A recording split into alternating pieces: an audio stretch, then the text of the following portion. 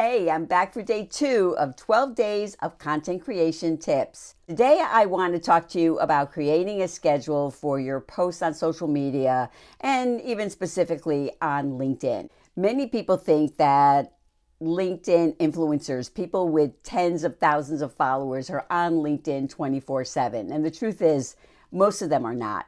Now, back in 2020 and 2021, during the pandemic, there was a big push for posting 365 days. Now, there were challenges and a lot of people were doing it. I tried it myself. After 2 weeks, I realized that what I was posting was not really worth anybody looking at. I was just doing it to doing it, so I stopped. That whole 365 thing is kind of over, so you don't have to worry about that.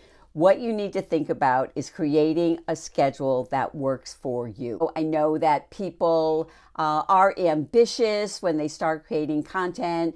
January's coming up and a lot of people will be joining the gym because they want to lose weight or they want to be healthier.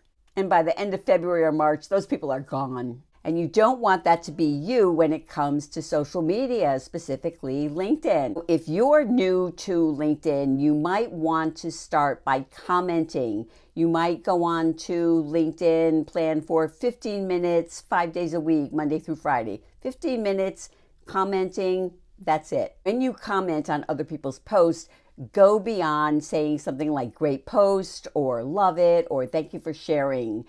Share a little bit about what spoke to you, why it was relevant to you, maybe your thoughts on it. Share your own insights. Maybe ask the person who posted the content a question. Once you decide you want to share content, decide on a schedule for that. You might start by doing once a week or maybe 3 days a week, and then you can build up to whatever you feel works for you. Remember that consistency is more important than quantity, so it's much better to post consistently 2 times a week, every week, than to post every single day for 2 weeks and then stop and come back 2 weeks later.